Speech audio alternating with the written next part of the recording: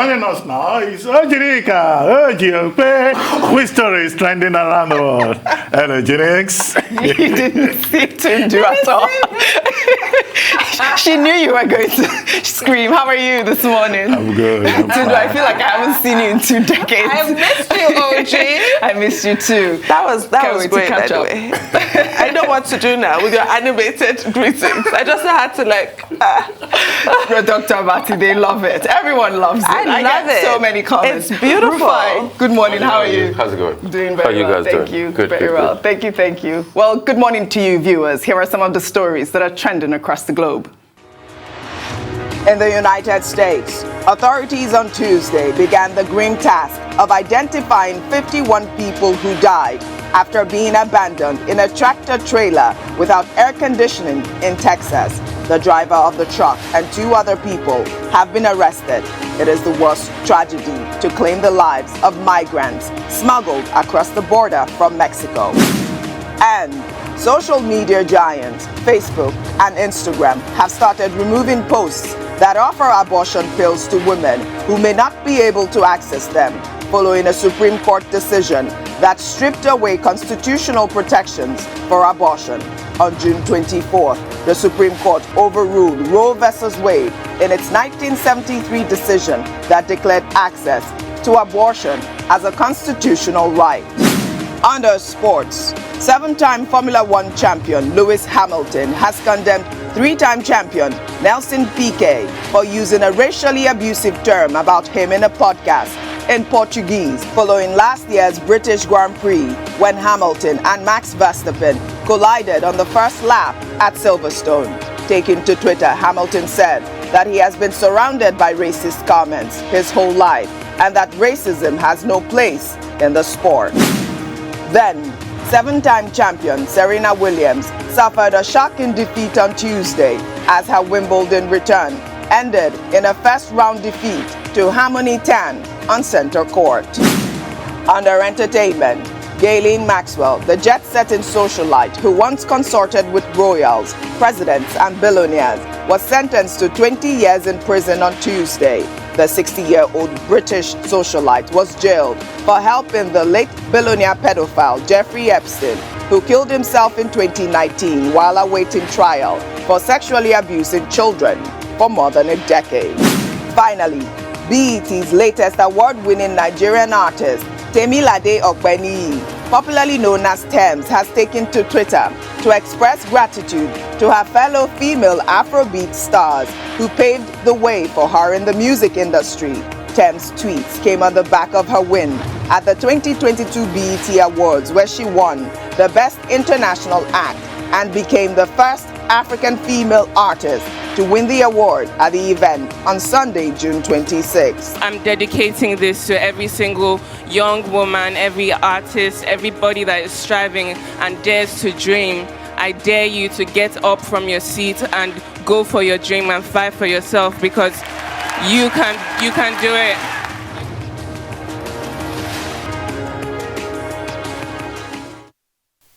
Congratulations to Tems. Let's begin what's trending. The leader of the indigenous people of Biafra, Nnamdi Kanu, on Tuesday called for peace in the southeast region of the country after his bail application was denied by a federal high court judge. Justice Binta Nyako, who dismissed Kanu's bail application, described it as an abuse of court process because his previous bail application had been denied. The IPOB leader, while speaking after the court judgment, urged the people of the southeast to remain calm and peaceful, for his agitation is to defend Biafra and not to kill the people of Biafra. Well, let's take a quick listen to what he had to say at court yesterday before we come back for a discussion. But I want our people to be very calm. I want Biafra land to be calm, and peaceful. Calm and very, very peaceful. We are fighting to defend our people. Not to kill them. Yes. We are fighting to defend them. That's why I'm here. Yes. I will continue to do so until we get victory. Well, I hope this message goes loud and clear to those people in the southeast that are actually fighting and killing on behalf of whether it's Nnamdi Kanu or whether it's Biafra land. And I believe you guys spoke with Governor Autumn, where he talked about Nnamdi Kanu being a freedom fighter and he should be released. I don't know what your thoughts were on that. Well, for me, I am 100% team one Nigeria, but a restructured Nigeria, a true federation. So I don't support secession at all. Regarding Nnamdi Kanu, it's just from a human-to-human level of how his family must feel when they have to go and see him while he's in detention, and whether he's going to be brought to court or not be brought to court. It triggers very unpleasant memories for me, and that's about it on a personal level.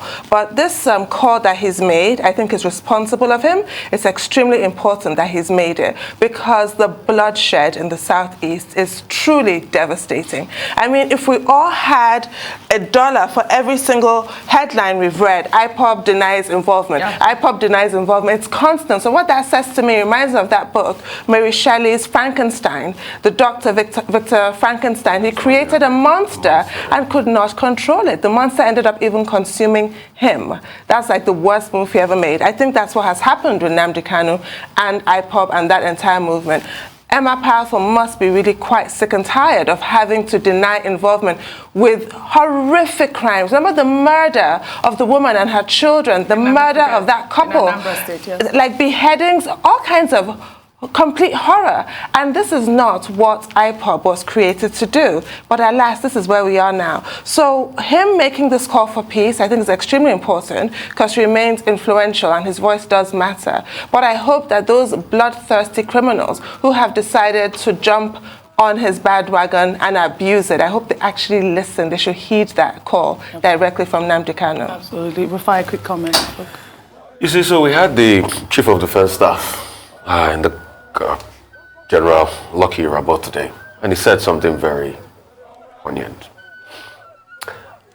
He spoke a lot about the state of insecurity in Nigeria, but something I caught from it is the fact that political solutions definitely will trump military solutions.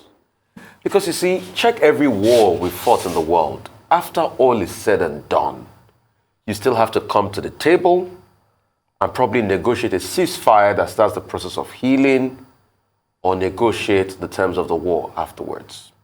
After the Battle of Napoleon in the 1800s, you had a Congress of Vienna that talked about how things will continue in Europe after Napoleon.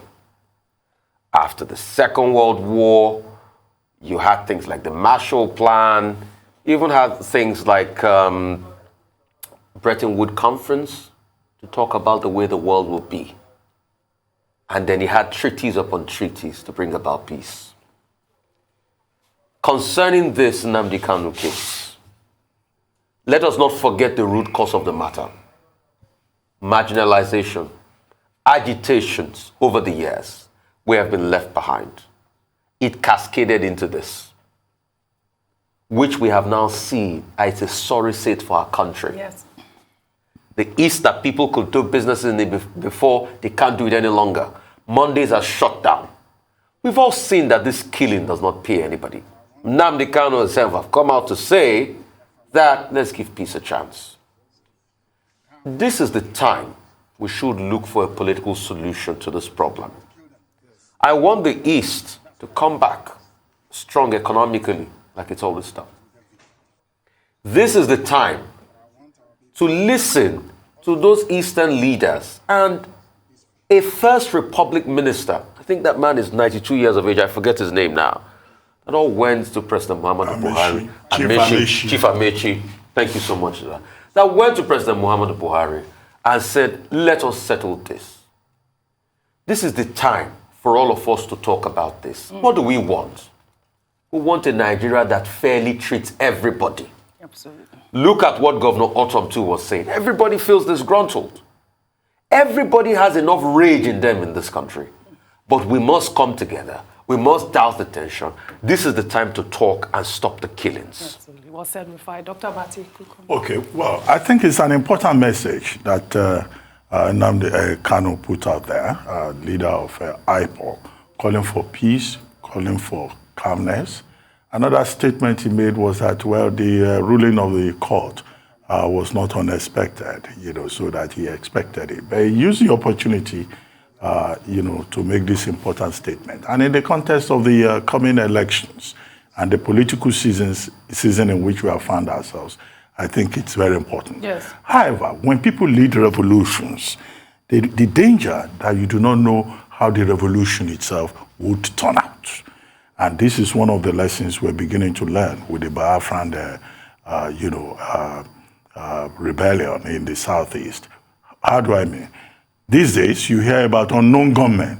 Now, these unknown gunmen, they don't operate under any banner. We just know that there are unknown gunmen who have taken to medieval era decapitation of their targets. We also hear that there is a faction led by someone that is based in Europe that is also causing a lot of havoc. And consistently, the IPOB that is led by Nnamdi Kanu, speaking through Emma Powerful, continues to toe the same line that Nnamdi Kanu reiterated, saying that we're a peaceful organization.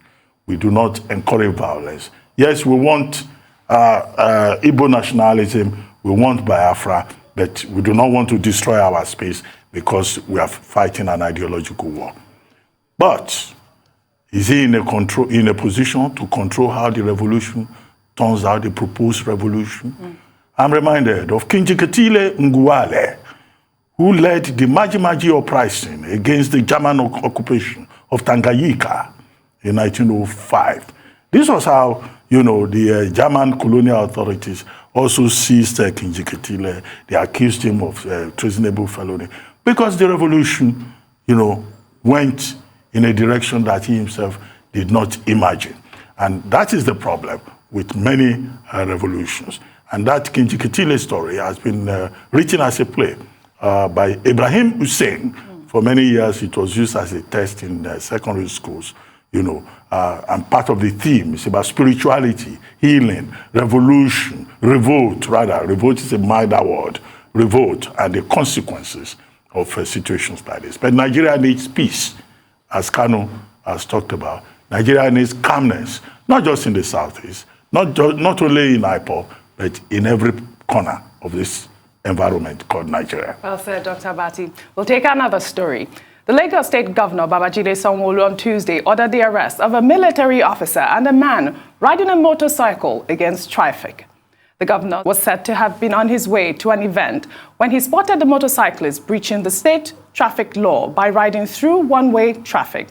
The governor then ordered his security personnel to arrest the rider. Then, an altercation ensued after some military officers arrived at the scene. One of the officers insisted that the motorcyclist was a colleague. While in a video making the rounds on social media, the unidentified military officer was seen being taken away by security operatives into a van.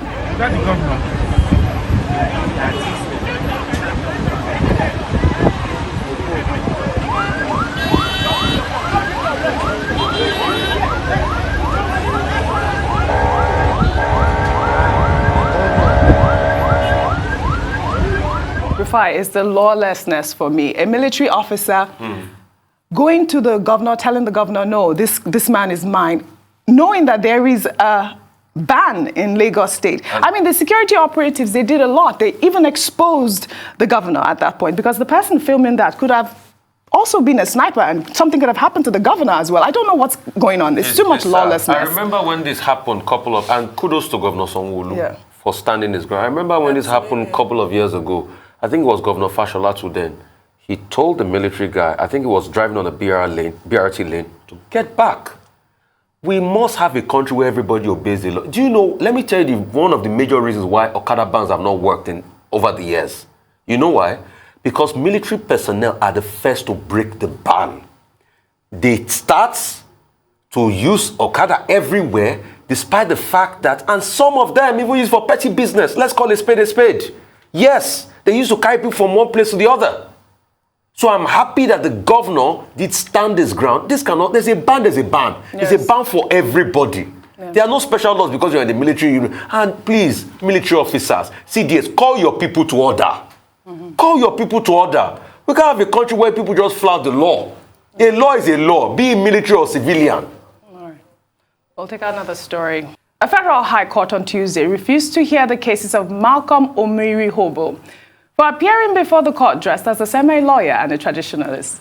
Last Thursday, Omirhobo set social media buzz after appearing before the Supreme Court in the same costume. The lawyer had said He was exercising his fundamental rights following the recent verdict of the Apex Court, which affirmed the wearing of hijab in schools. In a video now making the rounds on social media, some of Malcolm's colleagues could be heard presenting reasons as to why the human rights lawyer should not be heard before the judge, dressed in the traditional attire. Let's take a look. I'm a lawyer now. Who told you I cannot appear? Who told you? Wait and see. Who told you I cannot appear before the court? The Supreme Court said that. The Supreme Court not said so. I'm interested in the manner my learned friend and co-chief has appeared in this court. I refer my lord to Order 45 and Order 55 of the rules. He cannot appear like this. My lord should imagine if all of us wear this thing, the wigs on our, feathers on our wigs, and appear in court. How would it come to? So my lord, as an amicus, I am saying that my learned friend cannot appear in court like this because, excuse me, because the rules that governs practice as lawyers is sui generis. And this position does not in any way contradict the Constitution. Another issue that should be actually be determined is whether he can even address the court as in this attire. He should get a lawyer on the next adjourned day to speak on his behalf. I will not. That will be a violation of my whether he can even address the court. Don't tell me that. I'm called to bar. I'm not talking to you, I'm talking to the court. Don't tell me that. Yes, whether he can even, whether he can. You are not in the matter. Doesn't matter. Whether he can, we are all stakeholders in come on that day and come out. Whether he can even address the court. Dr. Bati, your friend here. Well, Chief Malcolm Omirhobo has been, very adamant in insisting that in line with the ruling of the Supreme Court in the matter of the use of hijab in public secondary schools in Lagos State, every other Nigerian should follow that ruling, which is the position of the law today, he says, by also dressing according to their religious faith. And that in his own case, he is showing solidarity with the principles espoused in that law, in that ruling. He decided to come to court in his Olokun attire, he being an Olokun worshipper. Last Thursday, he generated this drama at the Supreme Court in Abuja. Their lordships quickly adjourned and, did not address the matter. But on Monday, when he appeared at the Federal High Court in Lagos, in the court of Justice Tijani Ringim, it became an issue. He had two cases before the court, one against the federal government and another, one against the Nigerian Army and two others. But the court refused to listen to him. His lordship himself said, look, you cannot appear before the court like this as a professional. And that, this is not the dressing. Well, he insisted. You have two other lawyers standing up, as we have seen in the video. How was the matter resolved? Justice Ringim then said, okay, his cases will be adjourned till October 10, 2022, and that on that October 10, he should come prepared to come and address the court in no more than 5 pages on the reasons why he should be allowed to appear in court in this manner, and that he must cite authorities, to defend his position. But his position, of course, which he has continued to articulate, is that the rules of practice are not superior to the Constitution of the Federal Republic. And previously, he has cited both Section 38, which was upheld in the Supreme Court case in question, and Section 42, which protects anyone from discrimination, as long as you act within the ambits of the law. So we've not had a last on this matter. No, I don't think so. On October 10, we would like to see what happens in the court of Justice Ringim, whether Omirhobo would successfully test the law. All right. As pronounced by the Supreme Court. All right. Unfortunately, we don't have much time to chat on this final story. Paul Ibe, one of the media aides of the presidential candidate of the People's Democratic Party, Atiku Abubakar, who on Tuesday shared a throwback photo of Atiku and some of his classmates in the 1970s. This follows the controversy trailing the educational qualifications of the presidential candidate of the All Progressives Congress, Asiwaju Bola Tinubu, after he failed to provide information on his primary and secondary school education to INEC. Well, using the hashtag Classmates Challenge, Atiku's media aide urged followers to post a picture of their classmates to connect with them. Tundu, really quickly. I just wanted you to comment on that. I just find that so funny, Classmates Challenge. Yes. So funny. But it just goes to show, earlier you were talking about how some of your friends, some of Dr. Abati's friends were like, well, why aren't you running for president? Because you have all the certificates in the world. It just goes to show the importance of certificates. Well, it was a Right. picture of Atiku sitting, in front of in Ahmadu Bello University in the 1970s. Well, that's all I have for you guys on What's Trending today. Thank you so much. Thank you.